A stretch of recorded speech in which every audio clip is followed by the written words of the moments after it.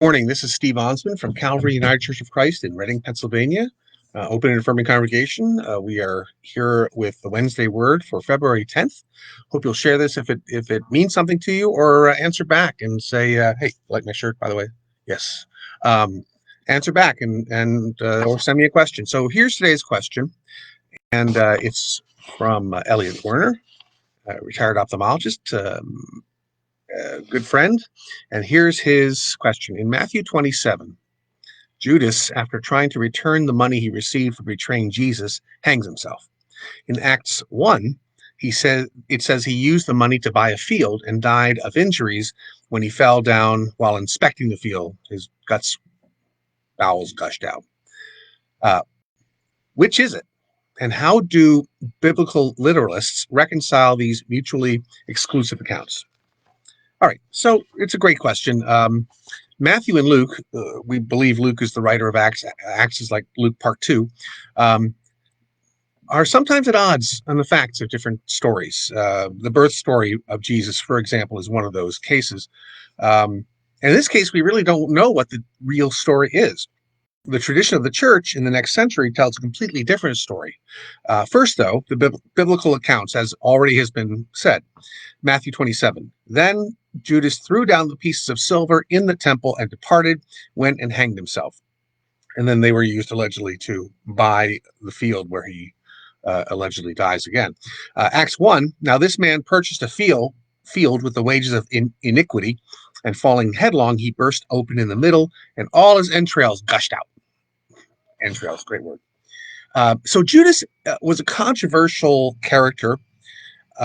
Some scholars think that the word Iscariot was a corruption of Sicaria, and the Sicaria were a small band of terrorists in that time who randomly would assassinate people with these really long knives.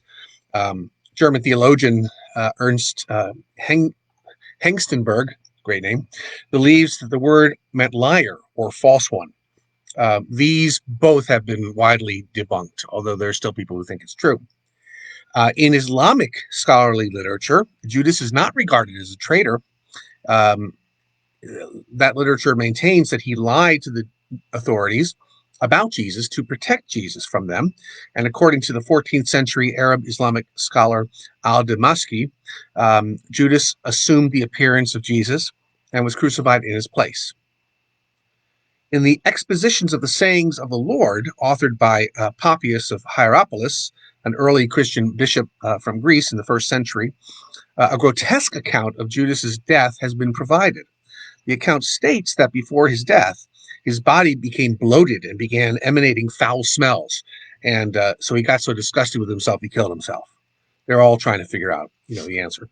According to the Gospel of Barnabas, also, from that kind of time period, Judas's appearance changed to that of Jesus Christ's when he led the Roman soldiers to arrest Jesus.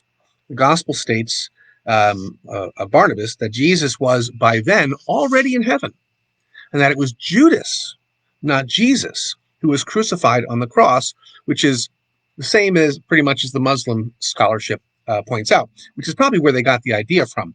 And this was allegedly a Christian, one of the many, many Christian gospels that we don't have in our own Bibles. In the apocryphal Gospel of Nicodemus, also known as Acts of Pilate, it's a compilation of writings that was finally finished around the mid-4th century, but had been written over a couple of centuries. It says, Judas was so depressed over his actions that he went home to inform his wife that he was going to kill himself. When he arrived at his home, his wife was cooking a chicken over an open charcoal fire. Judas believed Jesus would indeed rise from the dead and that he, Judas, would be punished for what he did. Judas's wife thought it was so funny and joked that the chicken had a better possibility of being resurrected. Then the chicken arose and crowed.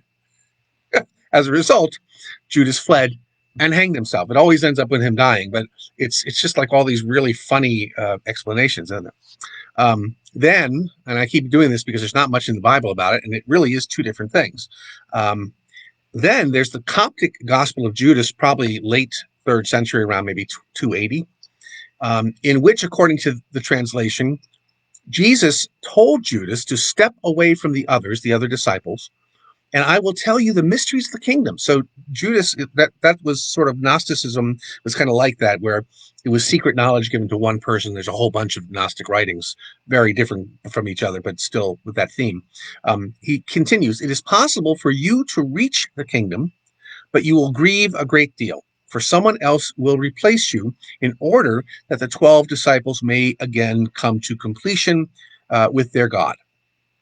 However, the team's translation and interpretation of the text has been criticized by a number of scholars.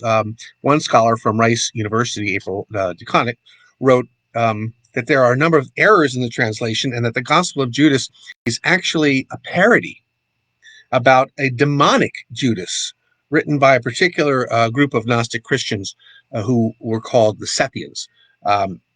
Everybody tried to make sense out of this. And really, for me, the problem is, does Judas have free will, or is he chosen to do this, right? The Gospel of John especially focuses on that. And because I'm a free will guy, I'm going to say that Judas chose for whatever reason, whether he was like in Jesus Christ Superstar trying to push Jesus to do the right thing, which is what a lot of people think about Judas, or, it was, he just turned away.